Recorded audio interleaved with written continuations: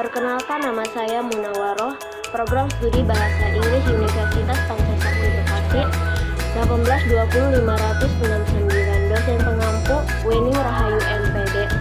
Di sini saya akan memaparkan tentang artikel mengenai ejaan yang disempurnakan atau bisa disebut dengan EYD. Selanjutnya, pengertian ejaan. Pengertian ejaan adalah keseluruhan peraturan bagaimana melambangkan bunyi ujaran dan bagaimana menghubungkan serta memisahkan lambang-lambang. Secara teknis, ejaan adalah aturan penulisan huruf, penulisan kata, penulisan unsur serapan, dan penulisan tanda baca.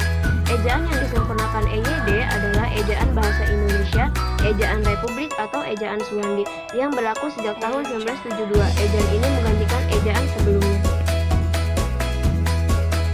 Selanjutnya, sejarah ejaan bahasa Indonesia. Menurut hasil gambar untuk sejarah ejaan bahasa Indonesia yang pernah berlaku, ejaan Republik adalah ketentuan ejaan dalam bahasa Indonesia yang berlaku sejak tanggal 17 Maret 1947. Ejaan ini kemudian juga disebut dengan nama ejaan Suwandi, diambil dari nama Menteri Pendidikan dan Kebudayaan kala itu. Ejaan ini mengganti ejaan sebelumnya, yaitu ejaan Pan-Aufwärtsdeutsch yang mulai berlaku sejak tahun 1901. Nah, di dalam sejarah ejaan bahasa Indonesia terbagi beberapa ejaan, yaitu ejaan Post-Aufwärtsdeutsch. Ejaan Post-Aufwärtsdeutsch ini merupakan pedoman resmi ejaan pertama yang diterbitkan pada tahun 1901 FYI. Bahasa Indonesia waktu itu masih disebut sebagai bahasa Melayu. Bisa ditebak dari namanya, ejaan ini disusun oleh orang Belanda bernama Charles van Aufwärtsdeutsch dan dibantu oleh Engku Nawawi gelar Sultan Mamur dan Muhammad Toib Sultan Ibrahim. Nah, ini dia ejaan Suwandi yang sering saya sebutkan.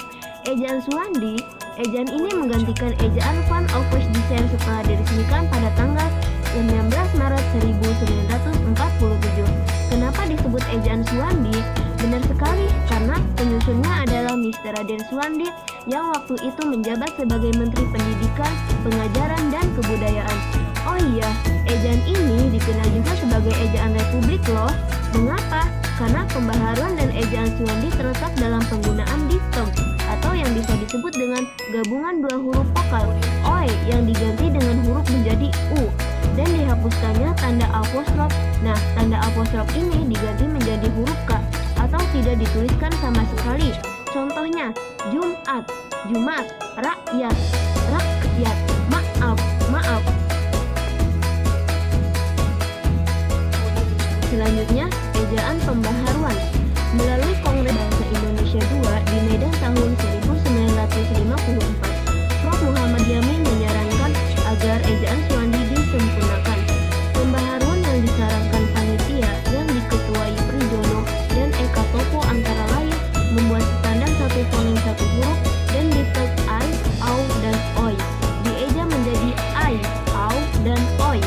Selain itu, tanda hubung juga tidak digunakan dalam kata berulang yang memiliki makna tunggal seperti kupu-kupu dan alun-alun. Tapi ejaan ini nggak jadi diresmikan dalam undang-undang. Untung tidak jadi diresmikan. Mengapa? Pasti bakal aneh kalau Cowboy Junior naik kerbau, pasti ditulis jadi Cowboy Junior naik kerbau. Selanjutnya, ejaan Melindo. Apa sih Melindo itu? Melindo itu buah yang kulitnya warna merah yang suka dibuat emping ya. Yaitu apa? Melinjo. Ups, bukan melinjo, tapi melindo. Melindo ini adalah akronim dari Melayu Indonesia. Yups, betul sekali.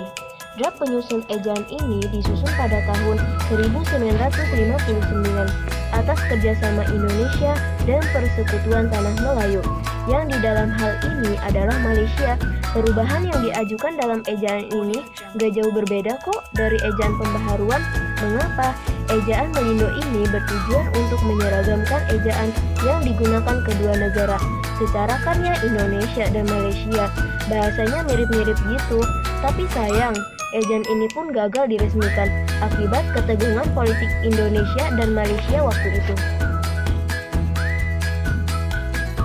Selanjutnya, ejaan LBK atau Lembaga Bahasa dan Kesusastraan. Ejaan ini bisa dibilang adalah lanjutan dari ejaan Melindo yang gak jadi itu loh. Panitianya masih dicampur antara Indonesia dan Malaysia dan dibentuk pada tahun 1967. Isinya juga nggak jauh berbeda kok dari ejaan yang disempurnakan atau yang akan dijelaskan selanjutnya. Hanya saja ada perbedaan dari beberapa kaidahnya. Adapun huruf vokal dalam ejaan ini terdiri dari I, U, E, I, O, A. Dalam ejaan ini istilah asing sudah mulai diserap seperti ekstra, koib, kalbu, gerilya.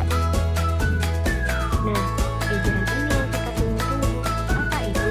Ejaan yang disempurnakan EYD. Kamu pasti udah kenal dong sama yang namanya EYD.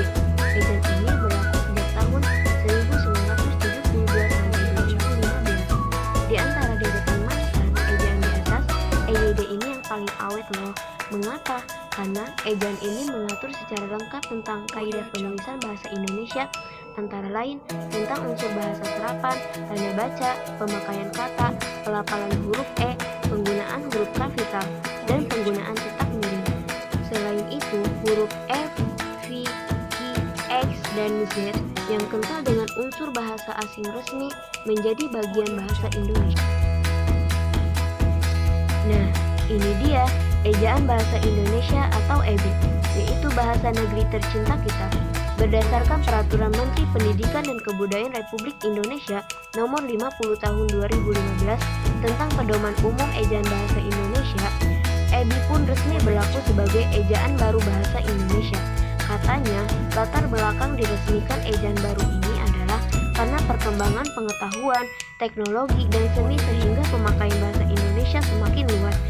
Ejaan ini menyempurnakan EYD, terutama dalam hal penambahan diftong, penggunaan huruf kapital, dan cetak tebal. Nah, dari seluruh ejaan yang telah saya jelaskan tadi, saya akan memberi rangkuman contoh dalam semua huruf ejaan. Huruf diftong yang berlaku antara lain I, AU, E, OI. Lafal huruf E menjadi 3 jenis, contohnya seperti pada lafal tepat kena militer. Penulis yang cetak tebal untuk menegaskan bagian tulisan yang sudah ditulis miring dan bagian-bagian karangan seperti judul, bab, dan subbab. Huruf kapital pada nama julukan seseorang, contohnya Pak Haji Bahrudin. Dan yang terakhir, tanda elipsis yang digunakan dalam kalimat yang tidak selesai dalam